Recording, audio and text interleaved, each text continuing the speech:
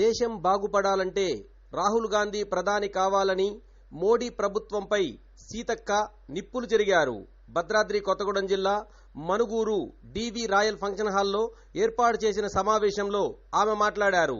ఈ కార్యక్రమంలో Mahabubabad parliament Congress party MP అభ్యర్థి పోరిక బలరాం నాయకును గెలిపించాలని కోరారు. ఈ కార్యక్రమంలో పినపాక ఎమ్మెల్యే పాయం వెంకటేశ్వర్లు, ఉమ్మడి ఖమ్మం జిల్లా డీసీసీబీ డైరెక్టర్ తుళ్లూరు బ్రహ్మయ్య తదితరులు పాల్గొన్నారు. ఇప్పుడు సీతక్క మాటల్లో విందాం. కులాలకు అతీతంగా అభివృద్ధి లక్ష్యంగా పనిచేసినటువంటి నాయకుడు, మచ్చలేని నాయకుడు.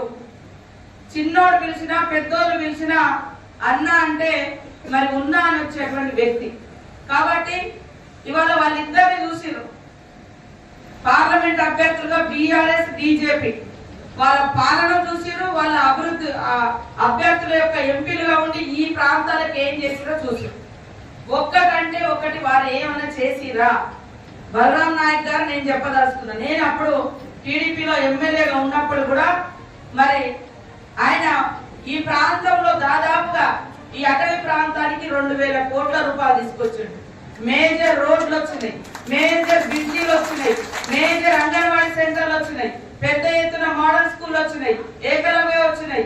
అదే విధంగా కాంగ్రెస్ ప్రభుత్వం తెచ్చినటువంటి 100 రోజుల పని, అటవీ హక్కుల చట్టం, సమాచార హక్కు చట్టం, ఆహార భద్రతా చట్టం, విద్యా హక్కు చట్టం, ఇట్లాంటి ఎన్నో గొప్ప గొప్ప కాంగ్రెస్ ప్రభుత్వము మరి కేంద్ర మంత్రిగా బలరాం నాయక్ గారు ఉన్నప్పుడు ఈ దేశానికి, ఈ రాష్ట్రానికి, మన మహబూబాబాద్ ప్రాంతానికి వచ్చినాయి.